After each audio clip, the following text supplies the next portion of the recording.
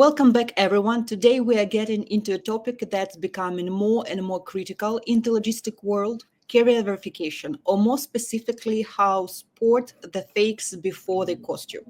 Joining me is Mirka Senatore, an expert in supply chain transformation. Mirka, thanks for being here today. Thank you, Victoria. Lovely to be here. Thanks. Thank you. Thank you. So then moving into our interesting topic. So let's start with what happens at the beginning. So you got a shipment ready to go and a carrier is assigned. How the legitimacy of the carrier usually checked, and are there any tools or checks that companies rely on most often? Well, yeah. First of all, let me say it's actually a very important topic, and unfortunately, during my career, I've seen situations happening where carrier legitimate. We're talking about like 15 years ago. There weren't so many tools. There was a little bit more space for criminals basically to get induced into this kind of operations. And the reality is that I've seen this happening. So I've seen a couple of times, entire truckloads completely hijacked because clearly the carrier wasn't legit. So it was a big problem. Obviously, it was a big issue. Number of implications, really. On the one side, obviously the value of the product. On the other side, back then I was in pharmaceuticals, so there was also a matter of what's going to enter the black market and sort of like unfold operations. Imagine at the time I'm talking about, there wasn't even like a mandatory track and trace system in place, so it was really, really problematic. Certain areas were endemically more affected than others, in Europe in particular. And then the other problem is that you also have implications when it comes to insurance, because obviously your premiums go higher, and you basically need to justify what happened. Very often you cannot really get insurance to cover this kind of situation if there is a case of let me say negligence. Okay, so like you haven't taken all the appropriate measures. So obviously companies learn from this kind of situations, and Yes. today there is like a bit of a mixed approach in terms of like tools and systems and practices that are really put in place. I think obviously today the regulatory framework is helping this. In some areas, for example, in the US, this is very common. There are like database that can be used to verify the legitimacy of the carrier, but also clearly there are some technology platforms that are helping that to automate this kind of checks, as well as integrate with these regulatory databases. I'm talking platforms such as, I don't know, Project 44 for kites, there's Car Macro Points, then there's Transport and Fry. Like the list is pretty long. And they all have different features, pros and cons, but obviously the big benefit is that, again, the level of automation that is possible in terms of like executing this kind of checks is quite significant, which obviously makes the controls more stringent on the one side and more efficient on the other side. So this is good. And then, of course, aside from the platform regulatory checks and whatever else is in place, there is another important element, which is the manual checks and common sense, and also policies that are executed on site. When it comes to handover, clearly there might be policies that foresee, for example, temporary badging, fingerprinting, etc., etc. So a mix of this sort of like varied practices and tools, it really, really helps to minimize the impact and the potential occurrence of these kind of situations. Totally agree. And actually, I can say that there are lots of this kind of checks and tools that are there, but still there are this kind of situation, this like kind of frauds can still go through the cracks if the process isn't tight, if there are let's say in the company, let's say strict checks that we are going through, and if the process is not like standardized, sometimes the situation happens. And that is why, as you mentioned, the companies usually learn, unfortunately, on their mistakes as well. So that is why we are here to share a little bit more some advanced information for them check. Yeah. And okay, so let's see the next steps. For example, the truck is already at the dock. Now what? Because there are a lot of fraud that actually happens not in the office but at the dock. So how can company, let's say, sure that it's like the right car, the right driver that arrived, and not someone posing as a carrier, let's say? Well, the obvious thing to do there is the driver and vehicle identification. So obviously ID checks and checks on the truck license plate and also the vehicle identification number, Mhm. because license plates can be also so like counterfeited as well. So clearly, you want to make sure that you kind of like double check the information that you can obtain by physically checking Mhm. what's going on inside against what you have in the system. Okay, that's one thing. The other thing is pre-arrival calls. Okay, so like getting in touch with the carrier before they arrive to make sure that you speak to the main office. Okay, not to the carrier cell phone, because that might again might pose a leak. Okay, so Mhm. basically you want Mhm. to speak to the main office and basically make sure that you get all the latest available information. You don't want to also find yourself in the opposite situation where you kind of like unwillingly somehow miss the check, like you have like a false negative. Okay, so you also want you want to have a match when the match is there, but you also want to make sure that you don't run into any sort of risks. And then, as I mentioned before, there's also on-site security to be taken into account, with this, temporary badging, with fingerprint checks, with it could be escorting the driver on site at all time, not leaving visitors unattended. That's, a common sense practice, but something that comes very, very helpful when it comes to this kind of situation. Mm-hmm. Understood, understood. Yeah, and that's like makes a lot of sense. And I can say there should be this kind of, let's say, policies in the facilities where it's like more like multi-factor, let's say, authentication Yeah. for the drivers and for the trucks. So it will be like pretty efficient to spot this kind of, let's say, situations there something is not matching or something is not right. Okay. And let's say when it comes also to fraud, there is like the best time is to catch it before like actually going like something goes wrong. Yeah. And prevention always beat the recovery every time. So that is why maybe there are some kind of tools that can help catch suspicious carriers before or during transportation. And should the companies go, let's say, with some kind of off the shelf solution, or maybe it should be like some kind of custom built solution for them? What do you think? Look, it's pretty much the usual trade-off. Yeah, tools exist. I mean, we mentioned a few before, Mhm. and Yes. all of these tools effectively are really, allowing to integrate this sort of like more or less manual physical checks with regulatory databases, cross checks, and the likes. The point is, as usual, when it comes to a company investing in security and in this kind of solutions, choosing between an off-the-shelf or a custom-built solution is a matter of deciding between cost, customization, because effectively, so like an off-the-shelf solution sometimes might be a little bit more cost efficient. It's something that is validated, is fit for purpose. So, the investment might be limited to an extent. But on the other side, I mean, if you're talking about very large operations, sometimes the investment might be sizable. So Mhm. all of a sudden, the cost equation shifts a little bit.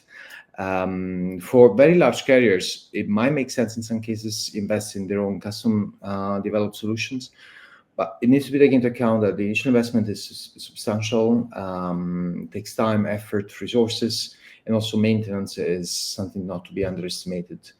Off-the-shelf solutions, again, tend to be available in the market, ready to use, more or less, with minimal integration, sometimes cost efficient, but it is clear that if you require very customized solution in terms of like your specific workflows and activities that might not necessarily be captured in the existing workflows of this off-the-shelf solution, then the question still is there whether it might be perhaps not better to invest into off-the-shelf solution. My take is, I mean, the way I approach, I'm really fan of digitization and systems, etc. But I always believe that normally the system should fit the processes and not the other way around. But there are some instances where, for matter of convenience, you might want to slightly review your processes to, fit an existing solution that maybe has got like 80, 85% of what you need. And Mhm. then, it might be worth considering reviewing the internal workflows. Yeah, yeah.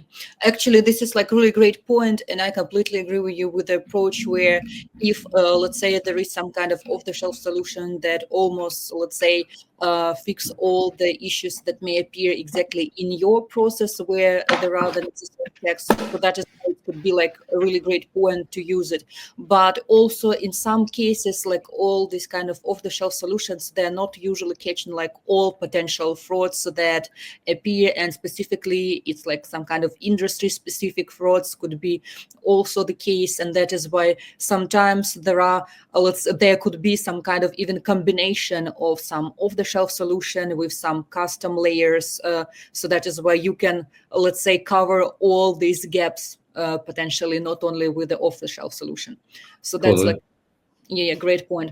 And another question that I had is more related to the new carriers. Yeah. So, for example, we have the case where is the new carrier is assigned, and what red flags, let's say, should the companies pay attention to then checking the information about the carrier that make you stop and double check? Well, I mean, the bottom line is, you should pay attention to, new carriers and existing carriers alike, because again, the criminals might really, things might happen. They might even just hijack a truck right Mm-hmm. before the arrival at the warehouse for pickup. So Mm-hmm. it becomes a little bit complicated then. But still, I mean, the first thing to do is regulatory and documentation checks. So, see if there are any issues, any mismatches. If, by example, insurance certificate is not really sufficient to cover for the load and for the value of the shipment. If there is a mismatch in the company name or contact information with existing databases, that is, so like first layer. The other thing, it's something that, interesting enough, applies to pretty much any type of scams, even scams that we all as individuals sometimes get exposed to, or the Mm-hmm. risk of. I mean, so behavioral anomalies. Let me put it like that. So if there is like an unusual urgency or pressure, I mean, this is something that typically fraudsters do. It's a very established technique because it somehow forces you to lower your level of attention to basically accelerate and respond to that level of pressure. Yes. Or if there is presence of unverifiable references online. So like if the information cannot really be verified, maybe you have on the other side the driver say, yeah, no, sorry, we need to hurry up, I'm in a rush, etc., etc. So that is another thing. And also when it comes to new carriers in particular, the one thing to be paying attention to is like if there have been many changes, like frequent recent changes in company name or address. And this is typically a red flag, an indicator of sort of like double brokering scams. Mm-hmm. Mm-hmm. So that's something to be taken into account. And then there are some technical red flags. I mean, pretty obvious. It's sometimes it goes even unnoticed, but even in phishing that happens. Email domain mismatches. So, like if you see that the email address that is being used is some sort of like generic email address, say a Gmail, instead of a company domain address, well, Yes. not good. Really, really not looking good. And also, some sort of like unusual requests, such as rerouting requests, something that goes a little bit outside of the standard path, change of delivery location, Mm-hmm. uh, rerouting shipment mid-transport, and that's generally not a good sign. To give you an example, it was a recent case where basically a broker noticed that the MC number of a carrier was very recently registered. Okay, so the registration number was very young, very new. Moreover, the insurance certificate wasn't verifiable. And on top of that, the contact email was a generic Gmail address. It Yeah. was a clear issue. So fortunately, the broker kind of like found this out and stopped and prevented the fraud from happening. But again, it takes common sense and also, a good attention to having like complete and accurate policies in place. That's true. That's true. And I can say that, for example, with the recent case that you just mentioned, so this is something that, this kind of mismatches or let's say some kind of strange options. So they're not usually some kind of, let's say, completely screaming red flags. Yeah.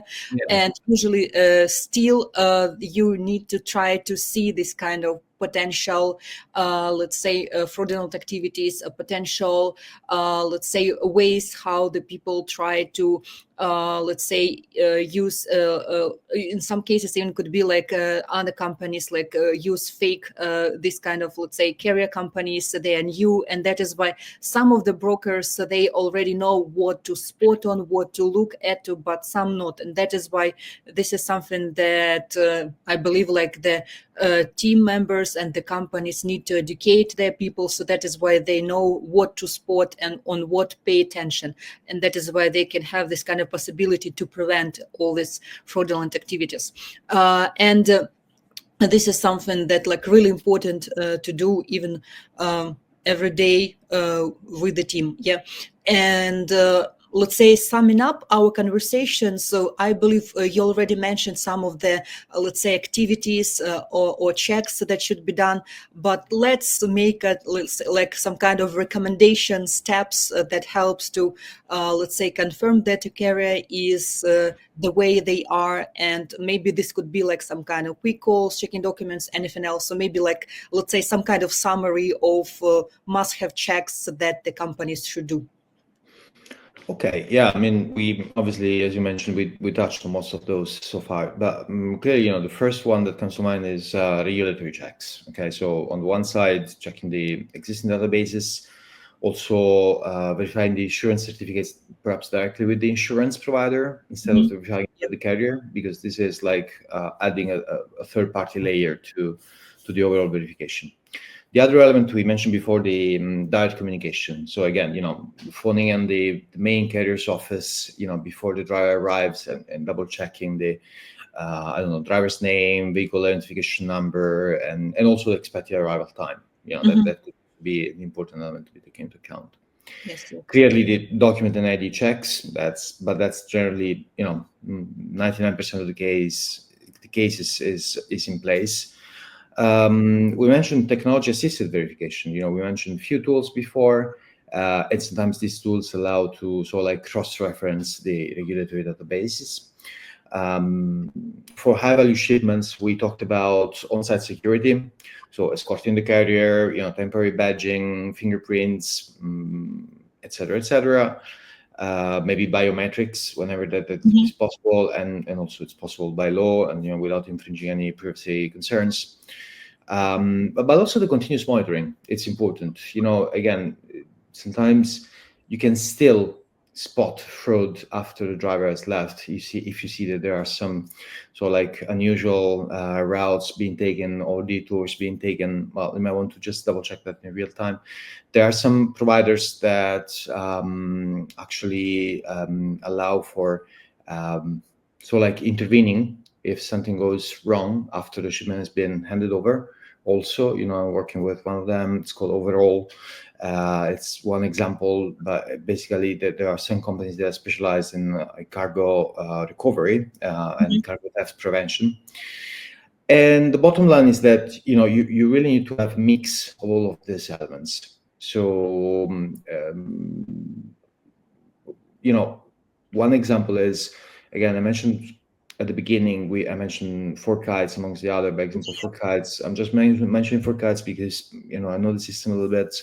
And ForKites, many manufacturers use ForKites for performing electronic verification. So basically, the driver can upload their document before they even show up at the warehouse. Yes, yes, And yes. that is something that allows you to basically, on the one side, again, perform a automated check of, for example, the vehicle insurance number, the vehicle identification number, um, against the existing databases, and at the same time, it allows you to double check with the main carrier's office whether anything that is being uploaded in the system is legit. So I think, as usual, a good mix of these practices and, most important, common sense is something that can clearly help preventing these situations from happening.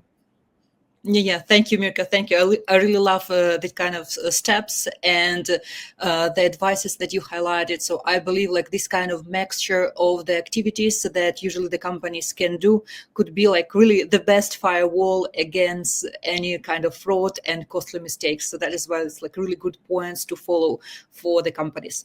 So that is why, Mirka, thank you very much for shedding the light on the honestly like pretty under discussed risk in our industry. So you've given us like pretty a lot to think about and act on.